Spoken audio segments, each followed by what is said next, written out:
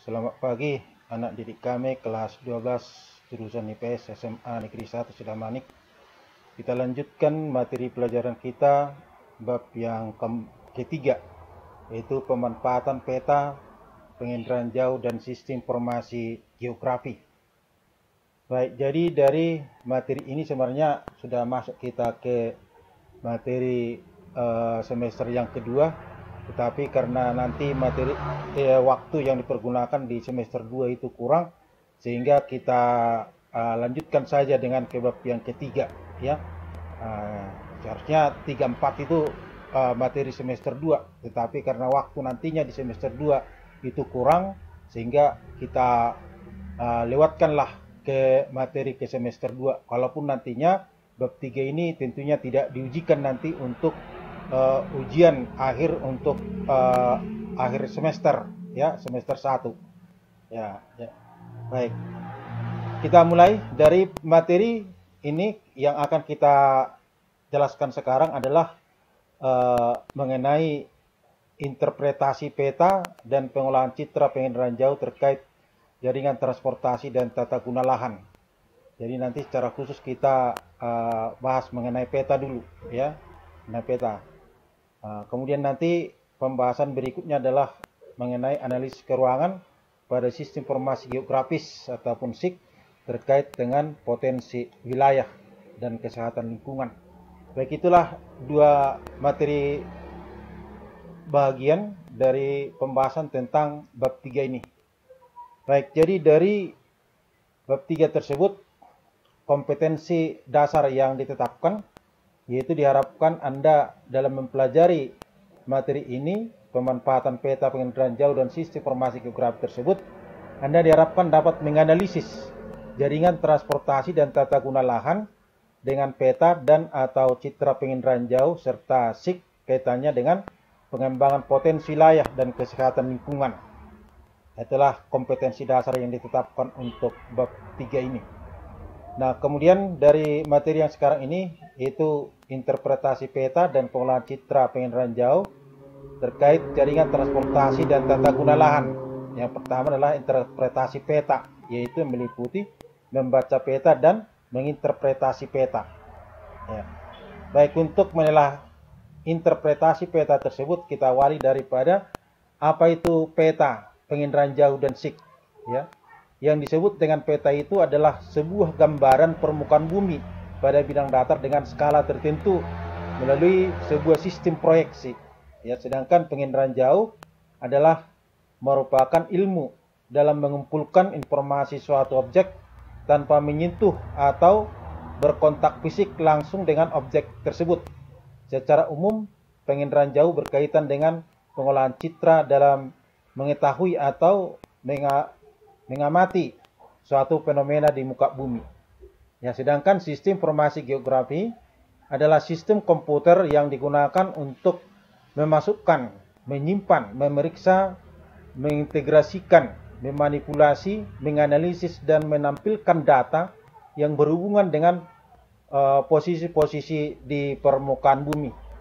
Baik, jadi ketiga hal tersebut ini merupakan suatu teknik informasi geografis untuk mencari dan mengelola daripada data-data geografis tersebut, ya.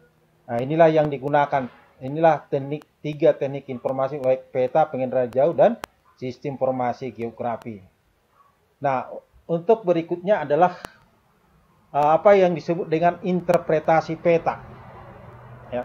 Interpretasi peta itu adalah kegiatan membaca peta atau menafsirkan atau memahami simbol-simbol yang ada pada peta.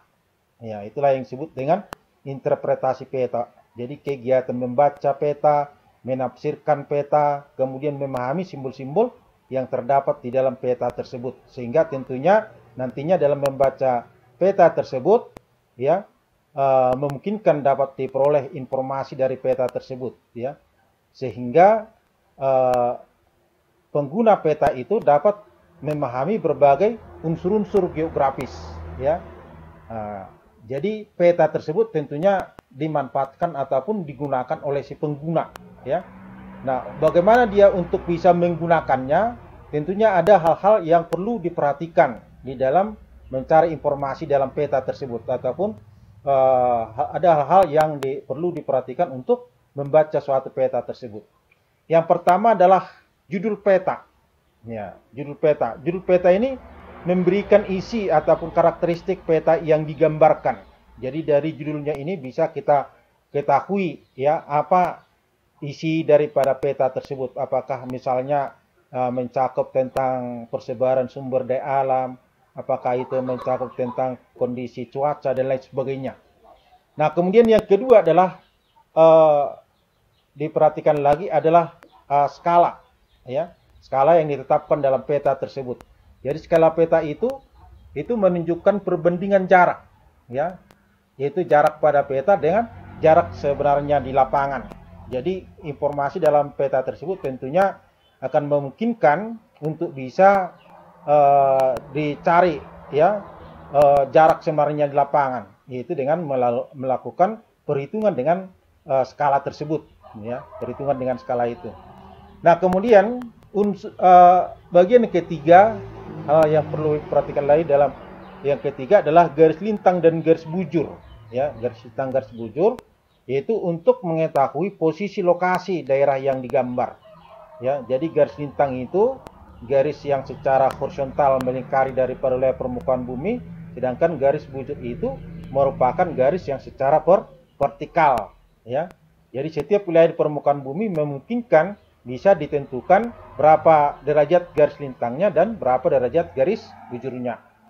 Kemudian unsur yang keempat adalah orientasi. Orientasi itu merupakan arah mata angin, ya, arah mata angin, orientasi ataupun arah mata angin, ya.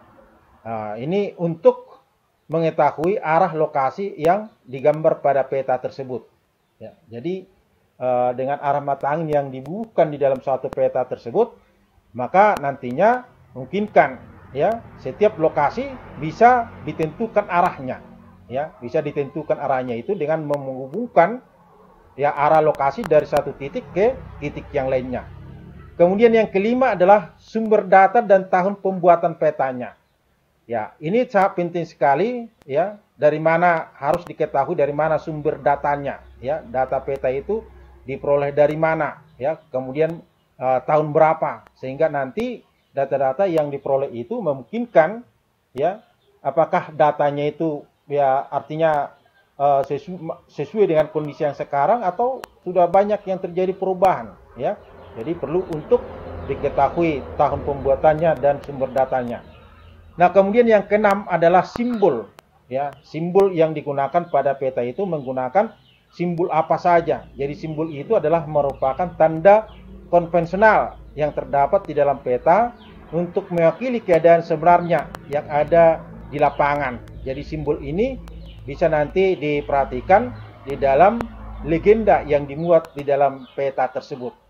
Baik, itulah hal-hal yang perlu diperhatikan di dalam membaca peta sehingga nanti informasi yang diperoleh daripada peta tersebut memungkinkan bisa diketahui secara benar dan tepat, ya, sehingga memungkinkan untuk bisa dimanfaatkan ataupun digunakan oleh pengguna data tersebut. Nah, kemudian berikut apa saja unsur geografis yang dapat dibaca pada peta. Ya, unsur geografis yang dibaca pada peta itu apa saja, ya. Nah, yang pertama adalah kenampakan pokok. Ya, kenampakan pokok itu mencakup apakah itu kenampakan alam, kenampakan sosial dan kenampakan ekonomi, ya. Nah, misalnya sebagai contoh kenampakan alam ataupun dengan sosial ekonominya, ya, ada kota, ya kan, ada puncak gunung, ada pelabuhan, ada bandara, ya. Nah, ini pada umumnya adalah menggunakan daripada simbol yang namanya simbol titik, ya.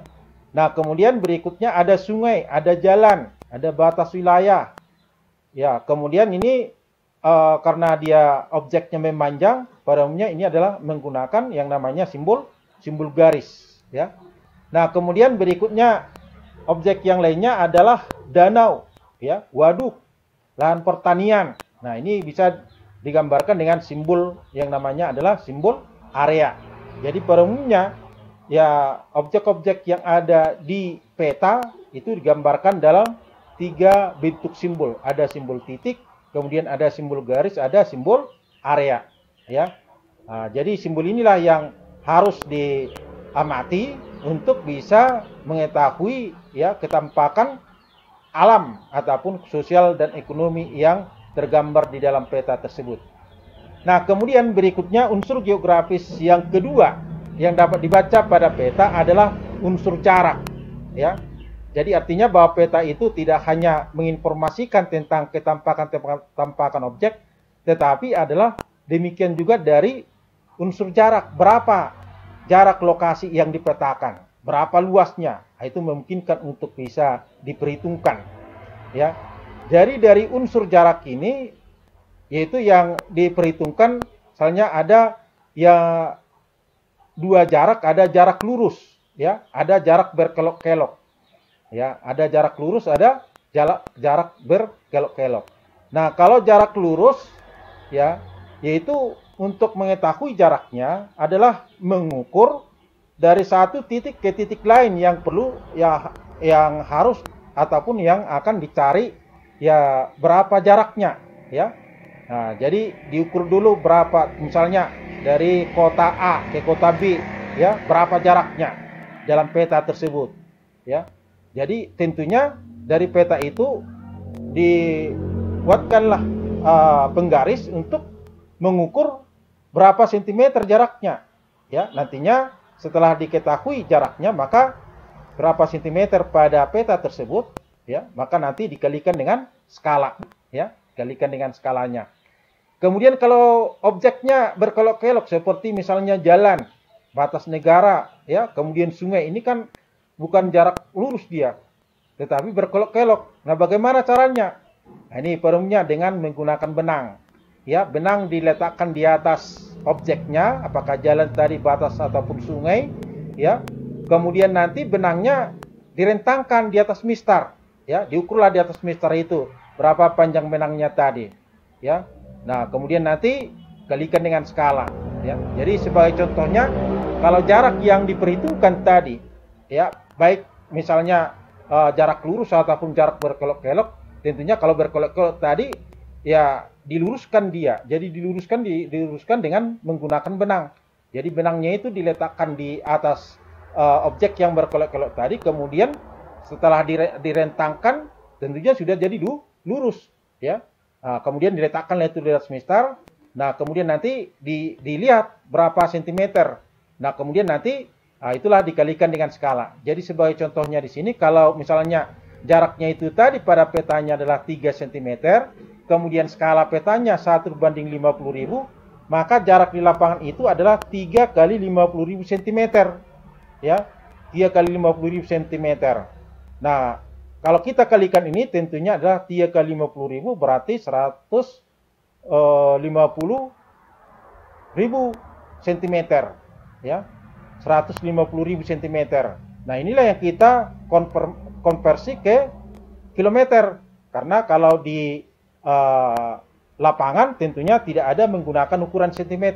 Nah, kita rubahlah ini ke kilometer, yaitu 150.000 cm kita bikin dengan 100.000, maka hasilnya adalah 1,5 kilometer. Ya, inilah jarak yang sesungguhnya ataupun jarak di lapangan. Nah, kemudian berikut unsur yang ketiga adalah arah. Ya, jadi dalam membaca suatu peta, kita akan memungkinkan bisa mengukur yang namanya arah, ya. Mengukur arah, yaitu dengan menggunakan bantuan kompas, ya. Nah, pada umumnya arah yang diperhitungkan pada peta tersebut ada dengan menggunakan 2 model. Ada disebut dengan model azimut, kemudian ada dengan model bearing, ya, pengukuran arahnya. Jadi kalau model azimut itu diukur dengan patokan arah utara, diputar searah jarum jam dan sebesar sudutnya 360 derajat. Ya. Jadi di sini dalam gambar ini kamu perhatikan, ya. Jadi kalau dia model azimut artinya perhitungannya itu 0 derajatnya adalah pada titik utara, ya. Ini 0 derajat. Jadi kalau dalam kompas itu ke arah arah panahnya ditunjuk ke arah utara, maka busur kompas tersebut ya utaranya itu 0 ya. Kemudian dihitunglah dari arah utara itu ke arah searah jarum jam ya. Jadi berarti ke arah kanan ya. Ini ke arah kanan ya, seterusnya sampai ketemu kembali ke 0. Ya, itu ketemu kembali ke 0 berarti 360 derajat ya. Jadi azimut daripada kompas tersebut itu dari 0 hingga sampai ke 360 derajat. Nah, sedangkan kalau dengan model bearing, bedanya kau perhatikan di sini. Kalau model bearing diukur dari arah utara ke timur atau utara ke barat. Jadi tidak harus misalnya searah jarum jam, tidak. Ya, itu utaranya diukur ke timur, kemudian juga utaranya diukur ke arah barat. Jadi arah utara ke arah timur itu 90 derajat, arah utara ke arah barat 90 derajat. Ya. Nah, kemudian demikian juga bisa diukur dari arah selatan. Jadi selatannya ini menjadi 0, ya, selatan ke arah timur, ya, selatan ke arah timur sejauh 90 derajat, demikian juga selatan ke arah barat 90 derajat. Ya, jadi kalau model bearing, ya, penulisannya misalnya ya seperti ini S50B, ya, berarti arah daripada lokasi yang diukur arahnya itu adalah dari arah selatan ke arah timur ya sejauh 50 derajat ya. Kalau ini barat ya tentunya ke arah barat ya, ke arah sini ya. Nah, jadi kalau ditentukan misalnya S-nya S50 barat berarti 50 derajat dari arah selatan ke arah barat ya. Nah, seperti itu. Nah, baik. Jadi satu contoh penentuan daripada ya arah ya. Nah, ini kita perhatikan contoh model azimut. Tentukanlah arah azimut dan bearing kota B dari kota A. Ya, bearing dari tentukan azimut kota B dari A, demikian juga bearing kota B dari A. Ya. Nah, ini titik A-nya, ini titik B-nya. Ya. Titik A, titik B. Jadi karena pengukurannya disebutkan adalah azimut daripada titik B diukur dari A, ya, azimut titik B diukur dari A, ya. Jadi caranya seperti ini, ya. Jadi dari titik A dibuatkanlah arah utaranya, ya, arah utara tegak lurus 0 derajat utara, ya. Cari arah utara dari titik A. Nah, kemudian dari titik A dihubungkanlah garisnya ke titik B. Ya, titik B. Kemudian ambillah busur, ya, ukurlah berapa derajat dari A ke B. Ya, perhitungkanlah ini.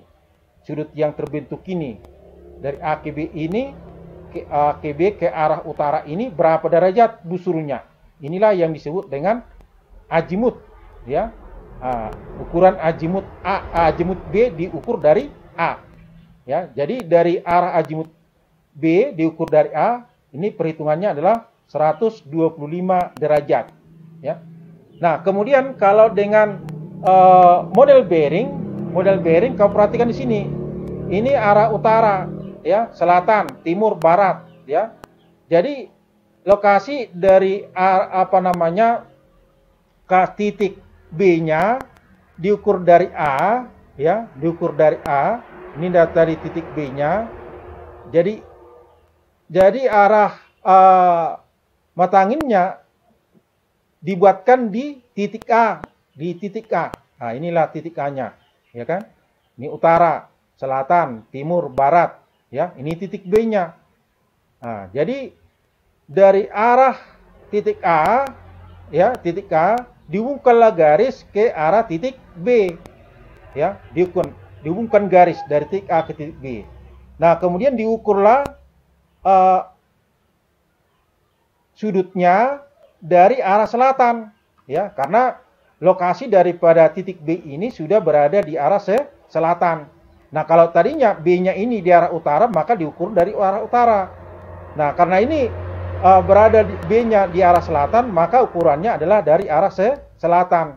Jadi dari arah selatan, ya, jadi arah selatan ke arah titik B, kemudian ke titik K. Nah, ini berapa sudutnya? Ya diukurlah dari selatan ke B ini ke arah B ke A, ya. Jadi A ke B dari S, ya, berapa derajat, ya. Jadi di sini titik B-nya adalah 50 derajat, ya, 50 derajat ke arah timur. Jadi S ke T. Jadi ini salah, bukan barat, ya. Jadi S 50 derajat timur, bukan barat. Karena ini adalah ke arah timur. Karena selatan ke arah timur tadi 90, ya.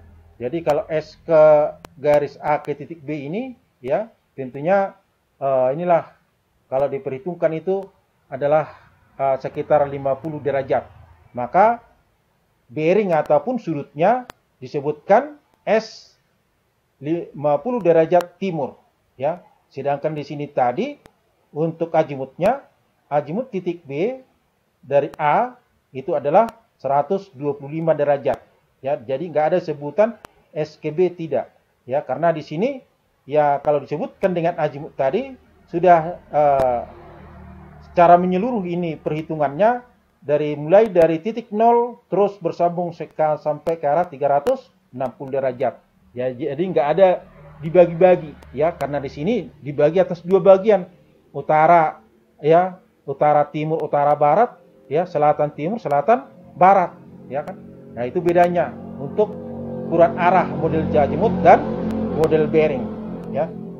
Nah, kemudian berikutnya unsur yang keempat adalah lokasi, ya, di mana lokasi daripada wilayah tertentu di permukaan bumi itu sendiri, ya. Lokasi itu bisa ditentukan berdasarkan daripada paralel meridian. Nah, kalau disebut dengan paralel meridian paralel itu adalah garis lintang, ya, garis lintang. Sedangkan meridian itu adalah garis bujur, ya, garis bujur. Jadi kalau garis lintang berarti ini yang melintang ataupun garis yang secara horizontal pada permukaan bumi, ya, ataupun pada peta, ya, secara horizontal dari timur ke barat, ya. Nah, secara horizontal itu yang disebutkan dengan garis lintang. Sedangkan garis bujurnya ataupun meridiannya ini secara vertikal, ya, dari utara ke selatan, ya. Seperti misalnya Indonesia, ya, berada pada 95 derajat bujur timur sampai 141 derajat bujur timur.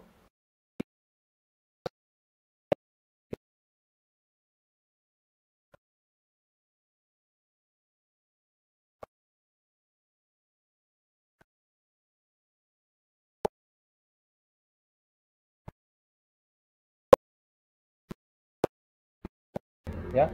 Sedangkan garis lintangnya dari 6 derajat lintang utara. Nih, dari Miangas paling utara wilayah Indonesia, ya kan? Kemudian sampai ke arah selatan sejauh 11 derajat lintang selatan. Ya, inilah yang dikategorikan menentukan lokasi secara paralel pada peta, ya. Jadi misalnya di manakah lokasi paralel dari berbagai wilayah negara-negara lain. Nah, maka memungkinkan untuk bisa ditentukan itu. Nah, kemudian lokasi itu bisa diperhitungkan juga dengan dari arah dan jarak. Ya, arah dan jarak. Ya, perhitungan lokasi tersebut dari arah dan jarak. Jadi misalnya, ya, ada dua kota, ada dua tempat yang akan diperhitungkan arah dan jaraknya, ya. Berada pada azimut berapa derajat dan berapa kilometer. Nah, misalkan di sini adalah ini gambaran daripada kota Medan, ya, kota Medan. Jadi ada diperhitungkan di sini adalah dari Medan Tembung dan Medan Lebuhan, ya. Nah, ini berapakah azimut ataupun berapa derajat letak daripada kota Medan Labuhan apabila diukur daripada kota Medan Tembung. Nah, ini berapa derajat dan kemudian berapa kilometer jaraknya, ya. Jadi untuk menentukan arahnya, ya arahnya, jadi dari medan tembung itu dibuatkan arah utaranya, ya secara vertikal, lurus, ya. Nah, arah matanginnya, arah utaranya. Nah, kemudian dihubungkanlah garis dari medan tembung ke medan labuhan. Ya, setelah dihubungkan, kemudian dibuatkanlah apa? Busur. Nah, diukurlah dengan busur. Ya, maka akan diperolehlah itu ya yang 30 derajat ini. Ya, jadi artinya kalau dari ukuran ya medan tembung ke medan labuhan itu adalah 30 derajat. Jadi medan labuhan itu kalau diukur dari medan tembung itu pada posisi ya 30 derajat azimut. Ya, azimut 30 derajat. Ya, kemudian berapa jaraknya? Nah, jaraknya ini tinggal ya artinya mengukur berapa sentimeter, gunakan penggaris ya. Gunakan penggaris, ukur ya kedua kota ini, kemudian kalikan dengan skalanya. Ya, dikalikan dengan skalanya, maka tentunya akan didapatlah itu ya berapa ukurannya ya. Jadi berapa arahnya ya, di berapa derajat arah lokasi tersebut, kemudian berapa kilometer jaraknya ya. Nah, kemudian berikut ukuran arah dan arah ya, ukuran arah dan arah. Nah, ukuran arah dan arah ini ada dua, ada resection, ada cara resection, kemudian ada intersection ya. Nah, jadi misalnya di sini ada dua tempat, ada titik A, kemudian ada titik B ya. Nah, kemudian kita melakukan pengukuran ya. Misalnya di sini kita melakukan pengukuran dengan kompas. Kita bidiklah ke arah A ya. Nah, jadi dari gambaran ini tentunya kita tetapkan dulu arah utaranya ya untuk mengetahui berapa derajat arah titik A, berapa derajat arah titik B dari tempat di mana kita mengukur. Maka di tempat di mana kita berdiri, kita tentukan arah utaranya ya. Jadi kalau arah utara itu di atas kertas itu berada tegak lurus ke arah utara ya. Nah, tegak lurus ke bagian atas ya, utara ya. Kemudian diukurlah dari sini ya, dari titik utara searah jarum jam sampai ke arah batasan garis antara tempat kita berada ke titik.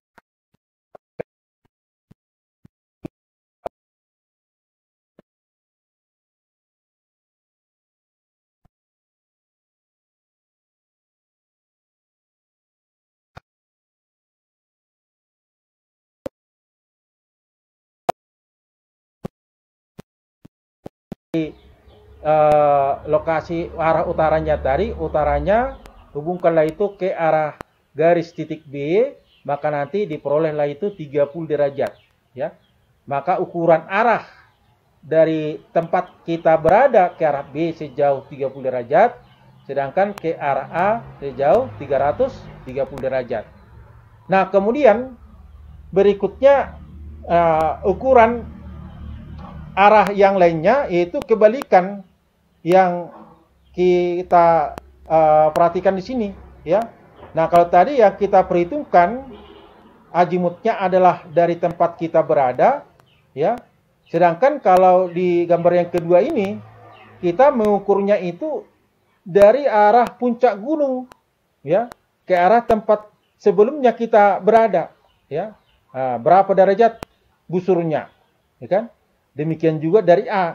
Jadi tentunya kalau misalnya ini tadi dari tempat kita berada ke arah A adalah 330 derajat. Kalau dibalik dia dari A diukur ke titik di mana kita berada, bukan tetap dia 330. Ya, karena di sini sudah beda letak pengukurannya ya. Karena ukurannya tadi titik utaranya bukan lagi di lokasi tempat kita berada, tetapi sudah berada di lokasi puncak gunung yang akan kita ukur busurnya, ya kan? Yang akan kita ukur busurnya, ya. Jadi dari titik A, ya, tentukanlah arah utaranya, ya, dari titik A. Kemudian dihubungkanlah dari titik A ke tempat kita di mana tadi berada, Dan kemudian demikian juga dari titik B. Dari titik B, buatkan busur utaranya, kemudian hubungkan garis dari titik B menuju ke tempat kita berada tadi.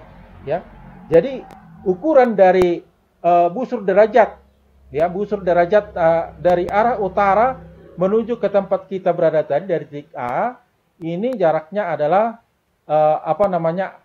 ukuran arahnya itu adalah sejauh 150 derajat busur, ya.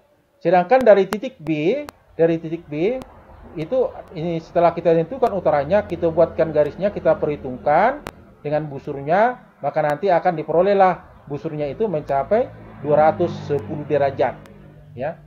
Nah, maka dari ukuran tersebut, ya, yang disebut dengan ukuran back azimut ini, kebalikan daripada ukuran azimut tadi, ya, maka akan diperoleh titik potong daripada garis yang menghubungkan antara dari titik A menuju ke tempat kita berada tadi, dan kemudian dari titik B, sehingga titik potongnya itulah merupakan lokasi yang dicari. Nah, kemudian berikut, ya, arah dan arah yang diperhitungkan dari segi intersection, ya, intersection. Nah, intersection di mana di sini di dalam pengukurannya itu ditentukan dalam pengukuran peta di sini.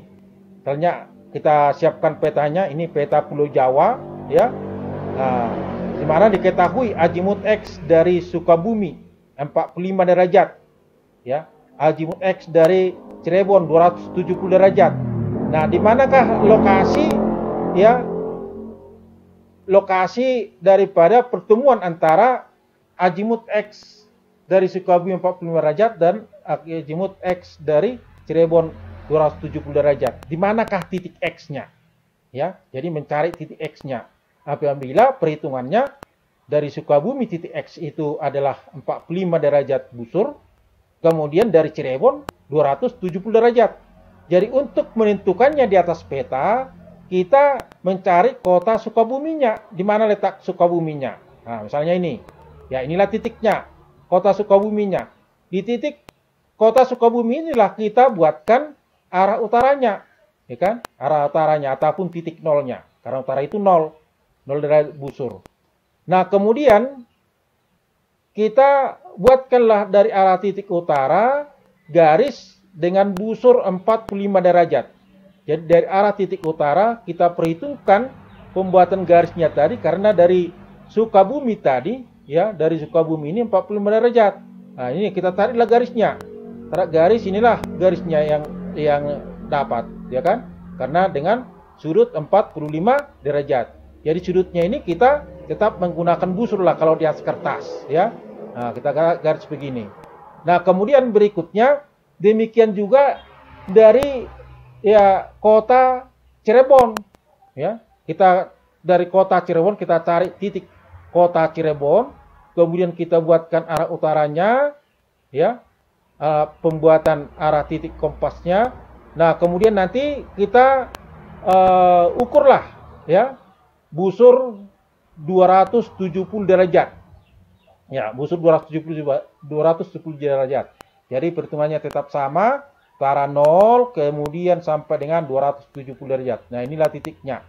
Nah, kemudian kita buatkan garis dari Cirebon ke arah, ya, ke arah di mana titik 270 derajat tersebut.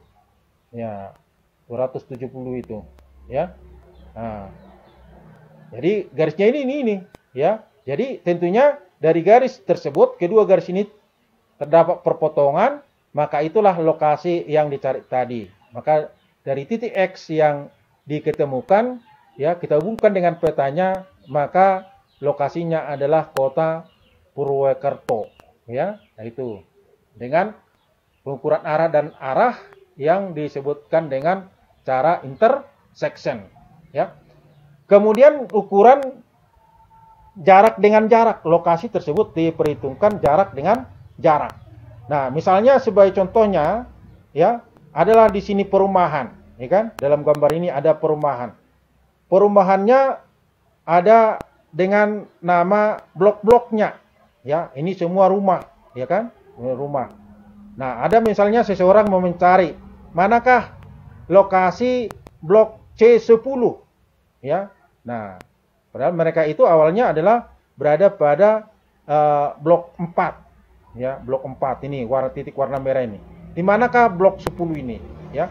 Maka untuk memberikan jawabannya, maka bisa kita sebutkan, ya, Anda berjalanlah ke arah barat, ya, ke arah barat sejauh, ya, misalkan di sini kita perhitungkan karena kita belum perhitungkan apa namanya ukurannya, maka kita perhitungkan misalkanlah dari banyak rumahnya. Berjalanlah ke arah barat sejauh 1, 2, 3, 4 rumah, ya. Nah, setelah itu kemudian berjalanlah, ya, ke arah selatan. Ya, setelah kamu sampai ke batas 4 rumah, kamu berjalan, ya, ke arah selatan sejauh, ya, 4 rumah. Nah, ini dia jalanlah kemari. Nah, setelah itu berjalan lagi ke arah barat sejauh 4 rumah, ya, sejauh 4 rumah. Maka dia akan dapat ini C10-nya. Nah, itulah yang disebutkan dengan jarak dengan jarak. Jadi jarak yang dikategorikan itu karena dia belok-belok, ya, maka ini satu jarak, katakanlah ini jarak ke-1, jarak ke-2, jarak ke-3, maka disebut dengan ukuran jarak dengan jarak. Nah, kalau dia lurus tadi, maka ya mungkin hanya disebut dengan ukuran jarak saja, ya, bukan jarak dengan jarak, ya, karena ini arahnya sudah berbeda, berbeda-beda sehingga disebutkan perhitungannya adalah jarak dengan jarak. Nah, kemudian berikutnya adalah, ya, bagaimana kita untuk bisa memperoleh unsur ketinggian, ya. Jadi dalam peta tersebut memungkinkan untuk bisa kita, ya, mencari, ya, berapa ketinggian lokasi tertentu. Biasanya kalau dalam peta yang menggambarkan tentang ketinggian suatu tempat, ini inilah pada umumnya menggunakan daripada peta topografi, ya, peta topografi. Nah, dalam gambar inilah namanya peta topografi. Peta topografi itu adalah menggunakan garis-garis, ya, garis-garis melingkar, ya, garis-garis melingkar seperti ini, ya. Jadi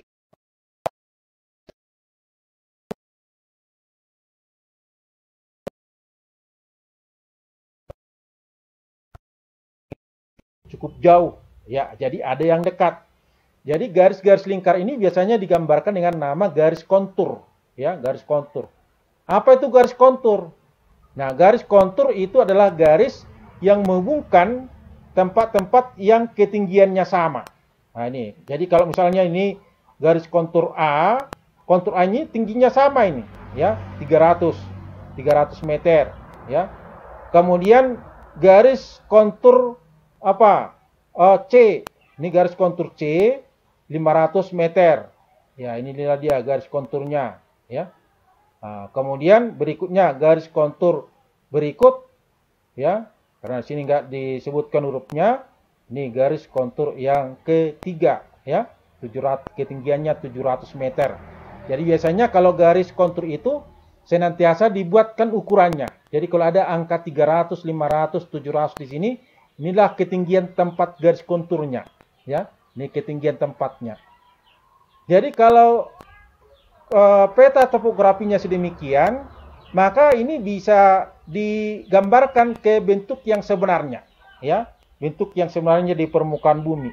Bagaimana ketampakan aslinya, ya. Nah, jadi untuk menyatakan ketampakan aslinya dibuatkan garis lurus secara horizontal dari batasan tepi daripada kontur arah timur dan kontur arah barat, ya.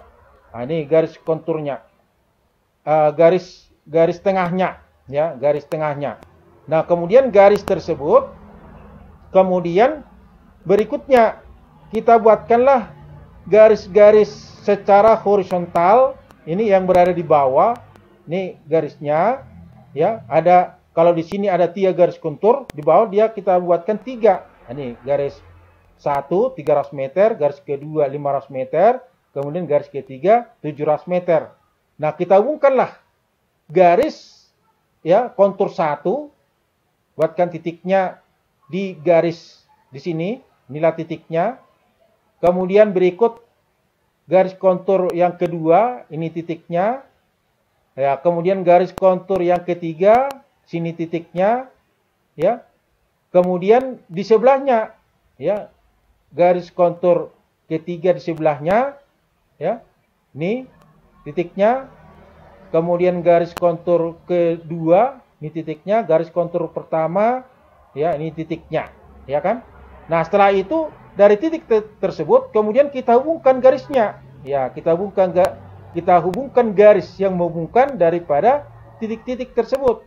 Ya, maka akan dapatlah gambarannya seperti gambaran sebuah bukit. Jadi peta ini, peta garis kontur ini peta yang menggambarkan sebuah perbukitan. Ya. Nah, dari peta tersebut memungkinkan untuk kita perhitungkan ataupun untuk kita ketahui, cari ketinggian daripada suatu titik tertentu pada peta itu. Misalnya di sini diketahui titik A-nya 300 meter, titik C-nya 300 meter. Ya. Nah, kemudian titik B-nya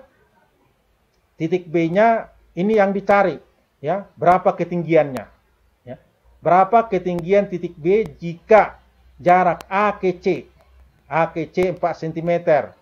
Kemudian jarak A ke B 2,5 cm. Ya. Jadi untuk mencari ketinggian daripada titik B, maka kita perhitungkan, ya. Pertama adalah dari titik A ke C. A ke C jaraknya ini tadi dari 300 ke 500. Berarti selisihnya adalah 200. Jadi A ke C jaraknya ini adalah 200 meter. Ya, 200 meter. Nah, di mana yang 200 meter ini pada gambar tersebut adalah sejauh 4 cm.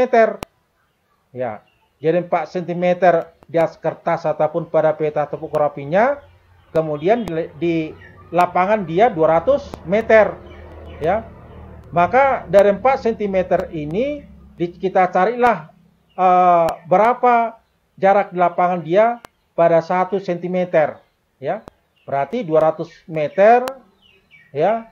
200 meter dibagi 4, ya. Hasilnya adalah 50. Berarti 1 cm dia jaraknya di lapangan itu 50 meter, ya, 50 meter. Sedangkan jarak A ke B tadi di atas kertas 2,5 cm. Kalau dia di lapangan dia 1 cm 50 meter, maka jarak daripada 2,5 cm itu kita kalikan dengan 50 meter, maka hasilnya adalah 125 meter, ya. Nah, maka ketinggian daripada titik B, ya, ini tadi perbedaan ketinggiannya, ya, yaitu beda ketinggiannya ya mencapai 125 meter, ya. Maka ketinggian B tentunya dari titik A ditambahkanlah itu yang 125 meter. Ya. Kalau titik A-nya tadi 300 meter, maka ditambah dengan selisih ukurannya yaitu dengan ketinggian 125 ditambah dengan 125 meter, maka hasilnya adalah 425 meter. Nah, itulah ketinggian daripada titik B. Ya. Nah, ini begitu caranya untuk memperhitungkan ketinggian suatu tempat berdasarkan daripada peta topografi. Baik, berikut adalah interpretasi peta, ya. Interpretasi peta kaitannya dengan transportasi darat. Ya, apa pentingnya interpretasi ini dalam hal transportasi darat? Ya, jadi interpretasi peta itu tadi adalah merupakan upaya memahami ataupun menafsirkan simbol-simbol pada peta. Ya, jadi dalam peta contohnya di sini tentunya ada berbagai kota-kota yang ditentukan ataupun wilayah-wilayah yang tergambarkan pada peta tersebut di mana pada peta itu tentunya telah ada tergambarkan tentang berbagai ya jalan-jalan transportasi darat, ya, misalnya apakah itu dengan jalan arteri, ya, ataupun jalan provinsi, jalan kabupaten, jalan desa. Nah, itu sudah ada pada legenda ini, ya, pada legenda ini. Nah, tentunya kalau kita hubungkan dengan situasi ataupun kepentingan kita, misalnya mengendarai kendaraan, tentunya melalui daripada peta tersebut memungkinkan untuk kita bisa mencari jalan pintas ataupun jalan alternatif yang memungkinkan bisa lebih cepat untuk menuju ke salah satu kota tertentu, ya. Nah, itu. Maka dengan menginterpretasi simbol-simbol pada peta di atas, kita akan dapat menyimpulkan wilayah mana saja yang lebih mudah diakses dibandingkan wilayah lainnya dengan transportasi darat tersebut. Ya, itulah pentingnya. Ya. Nah, selain daripada tentunya kita dengan adanya peta tersebut sebagai petunjuk jalan tentunya untuk mencapai ya tempat yang kita maksudkan, ya. Dan kemudian berikutnya tentunya kepentingannya adalah bagaimana kita untuk bisa mencari jalan alternatif untuk lebih memudahkan kita untuk mencapai tujuan. Baik, berikutnya adalah interpretasi peta tersebut dalam kaitannya dengan transportasi laut, ya, transportasi laut. Nah, jadi transportasi laut itu misalnya ya di sini adalah pencanangan infrastruktur tol laut Indonesia, ya, jalur-jalur tol laut Indonesia. Jadi bagaimana jalur perhubungan laut di Indonesia, ya, perhubungan laut tentunya dalam peta ini akan memungkinkan tergambarkan. Jadi misalnya dalam peta tersebut ada pelabuhan-pelabuhan utama yang dibangun, ya, berdasarkan daripada pembangunan tol laut Indonesia. Itu pertama adalah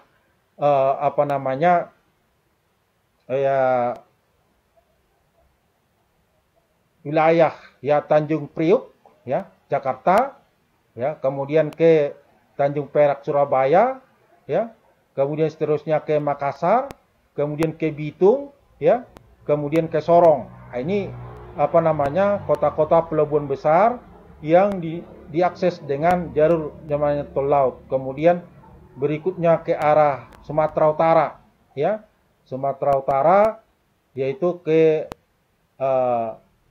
pelabuhan daripada mendekati Belawan, ya, itu. Nah, jadi di sini terlihat bahwa dengan adanya ya peta yang menggambarkan tentang ya hubungan transportasi laut Indonesia, maka dari sini akan memungkinkan dengan interpretasi simbol-simbol peta di atas kita dapat menyimpulkan wilayah mana saja yang menjadi target pembangunan utama di bidang transportasi laut Indonesia dan kota apa saja yang merupakan pelabuhan utama dalam lalu lintas laut Indonesia. Nah, jadi dengan peta transportasi laut ini memungkinkanlah ya kita mengetahui jalur-jalur transportasi laut yang berada di seluruh wilayah Indonesia dan kota-kota penting yang menjadi kota utama dalam pelabuhan laut Indonesia tersebut. Ya. Nah, kemudian berikutnya adalah interpretasi peta itu dalam kaitannya dengan transportasi udara, ya, transportasi udara. Jadi dalam peta ini Anda perhatikan ada garis-garis yang menghubungkan ya satu kota ke kota lainnya, terutama dari kota Jakarta, ya. Jakarta ke Medan, Jakarta ke Pontianak, Jakarta ke Makassar, Jakarta ke Sorong, Jakarta. Nah, ini ataupun dari kota-kota lainnya, ya. Nah, ini dari interpretasi kita terhadap peta transportasi udara ini, maka memungkinkan kita dapat menyimpulkan seberapa intensif mobilitas penduduk Indonesia melalui jalur udara dan kota-kota mana saja di Indonesia yang menyediakan rute penerbangan ke berbagai daerah. Ya, inilah arti pentingnya daripada interpretasi kita mengenai transportasi udara. Ya, jadi terutama kita untuk mengetahui daripada transportasi yang kita gunakan untuk mencapai tujuan-tujuan ke berbagai kota-kota di Indonesia. Jadi tentunya penting untuk kita interpretasi daripada peta transportasi udara yang ada, ya. Baik, saya kira itulah merupakan pembahasan kita untuk hari ini, dan untuk berikutnya silakan Anda kerjakan tugas berikut. Yang pertama adalah tuliskan pengertian peta, penginderaan jauh dan sistem informasi geografis. Kemudian kedua, jelaskan hal-hal yang perlu diperhatikan dalam membaca peta, apa saja dijelaskan. Kemudian ketiga, jelaskan unsur-unsur geografis yang dibaca pada peta, yaitu ada ketampakan berbagai ketampakan pokok, ya. Kemudian ada unsur jarak, ya. Kemudian ada arah. Arahnya itu bisa dengan model azimut, kemudian dengan model bearing, itu bagaimana. Kemudian ya unsur lokasi, ya, ada disebutkan dengan paralel meridian, ya, bagaimana ketentuannya. Arah dan jarak, bagaimana ketentuannya. Arah dan arah. Arah dan arah itu ada resection dan ada intersection, ya. Kemudian berikut lokasi dari faktor jarak dan jarak, ya. Nah, kemudian unsur geografis ketinggian, ya, bagaimana untuk cara pengukurannya ataupun perhitungannya, ya. Baik, itulah dari penjelasan Anda dari unsur-unsur geografis yang dibaca pada peta. Kemudian keempat, ya, jelaskan interpretasi peta terkait dengan transportasi darat, transportasi laut, ya, kemudian dengan transportasi udara, ya. Nah, itulah yang kamu uraikan dan jelaskan pada tugas yang ke-13 ini. Baik, saya kira demikian pertemuan kita dan selamat siang.